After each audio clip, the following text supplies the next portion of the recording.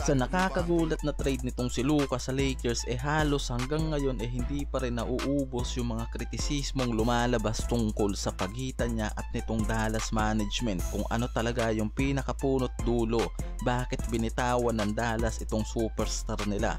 At ngayon nga mismo may mga lumalabas na galing mismo sa upper management nitong Dallas yung kritisismo kaugnay nga ng totoong dahilan nila sa pagbitaw kay Luka. At hindi naman kasi talaga nakakapagtaka na alamin ng buong community ng NBA yung totoong reason nitong Dallas. So specify natin mismo dito kay Nico Harrison kung bakit bigla nilang sinagawa yung blockbuster trade na to, na mismong mga NBA insider nagulat sa trade na nangyari sa pagitan nga nitong si Luka at Davis. At ngayon nga naglalabasan na yan, meron kasing nilabas na pahayag itong si Nico Harrison kasama yung general manager nilang si Patrick Damont about nga sa totoong dahilan nila kung bakit nila binitawan itong si Luka. Wala sila ni isang negatibong sinabi about sa ginawa nilang trade dito kay Luka at aminado pa nga yung mga to na si Luka yung pinaka-asset nila sa team. At wala silang naging issue mula sa attitude, performance, and numbers at appearance nitong si Luka sa Dallas.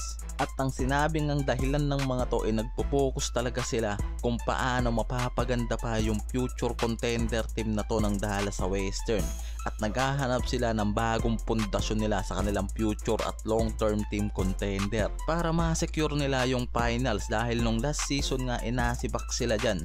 Pero yung pahayag na yan nitong upper management ng Dallas, even na positibo nga para sa kanila, naging negatibo naman yan para sa lahat ng fans dahil parang lumalabas pa nga na itong si Luka yung nagiging dahilan ng problema ng mga yan mula sa pagiging contender nila sa Western, na parang hindi nagustuhan nitong si Kyrie yung sinabi na yan ng upper management tungkol dito kay Luka.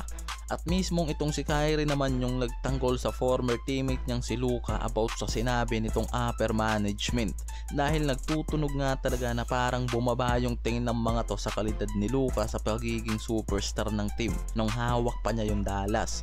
Sa interview ni Kyrie dito sa ESPN, nagpakita nga to ng hindi pagsang-ayon sa pinagsasabi nila Nico Harrison at Patrick Damon tungkol dito kay Luka, na ang pinakadahilan nga lang raw ng mga to sa pag-trade kay Luka mas nagpo-focus nga raw sila sa future nila, na ang ibig sabihin lang hindi nila nakikita yung future ng Dallas na kasama itong si Luka. And para sa lahat ng Luka fans, yan din mismo yung nagiging buod ng sinabi nitong Dallas management. Kaya naman mismong si Kyrie yung sumagot dyan about sa criticized words na nilabas nitong upper management ng Dallas kay Luka. At naglabas ng sama ng loob yan at pinagtanggol itong former teammate niya mula sa mga negative comments din na nakukuha nito dahil sa pahayag na nilabas nga nitong si Nico Harrison.